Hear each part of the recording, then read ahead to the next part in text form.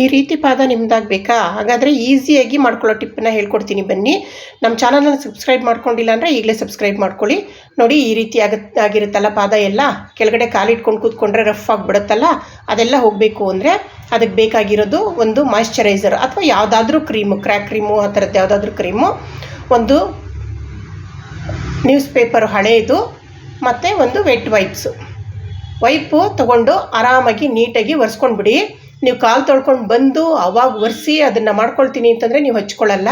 ಹಾಗಾಗಿ ಒಂದು vet ವೈಪ್ನ bed ಪಕ್ಕದಲ್ಲೇ ಇಟ್ಕೊಂಡ್ಬಿಟ್ಟಿರಿ. ಇದನ್ನೆಲ್ಲ ಇಟ್ಕೊಂಡಿದ್ರೆ ಈಸಿಯಾಗಿ ಮಾಡ್ಕೊಳ್ತೀರಾ. ನೀಟಾಗಿ ಒರೆಸ್ಕೊಂಡ್ಬಿಟ್ಟು ಕಾಲನ್ನ ವೆಟ್ ವೈಪಲ್ಲಿ ನೋಡಿ, ಕ್ರೀಮನ್ನು, crack cream, heel cream, foot cream, Vaseline ಅಥವಾ ಪಾಂಡ್ಸ್ ಕ್ರೀಮು, ನಿಮ್ಮ ಹತ್ರ ಯಾವುದಿರುತ್ತೋ, ಯಾವುದೇ ಇಲ್ಲಾಂದರೆ ಒಂದು ಮಾಯ್ಶ್ಚರೈಸರ್, ಯಾವುದಾದ್ರೂ ಬಾಡಿ ಲೋಷನ್ ಯಾವುದಾದ್ರೂ ತೊಗೊಂಡು ಹೀಗೆ ನೀಟಾಗಿ ಹಚ್ಕೊಂಡ್ಬಿಡಿ. ಬೆಡ್ ಮೇಲೆ ಅಗಲವಾಗಿ ನ್ಯೂಸ್ ಪೇಪರ್ನ ಹರಡ್ಕೊಂಡು ನೀಟಾಗಿಗೆ ಹಚ್ಕೊಳ್ಳಿ.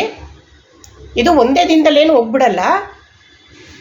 ಒಂದು ವಾರ, 15 ದಿನ, 1 ತಿಂಗಳು ಆ ಥರ ಹಚ್ಕೋಬೇಕಾಗತ್ತೆ. ತುಂಬ ರಫ್ಫು ಡೆಡ್ ಸ್ಕಿನ್ ಇರೋರು ಒಂದು ಸಲ ಪೆಡಿಕ್ಯೂರ್ ಮಾಡಿಸ್ಕೊಂಡ್ಬಿಟ್ಟು ಆಮೇಲೆ ಸ್ಟಾರ್ಟ್ ಮಾಡಿ. ಇದನ್ನು ಬೇಗ ಕಡಿಮೆ ಆಗುತ್ತೆ, ನೀಟಾಗುತ್ತೆ. ಹಚ್ಕೊಂಡ್ಬಿಟ್ಟು ಈಗ ಪೇಪರ್ ಮೇಲೆ ಕಾಲಿಟ್ಬಿಟ್ಟು ಹಾಗೆ ಹಿಂದಕ್ಕೆ ಮಲ್ಕೊಂಡ್ರೆ ನೋಡಿ ತುಂಬ ಹೊತ್ತಿರುತ್ತೆ, ಬೇರೆ ಯಾವುದಕ್ಕೂ ಅಂಟ್ಕೊಳ್ಳಲ್ಲ, ಚೆನ್ನಾಗಿರುತ್ತೆ.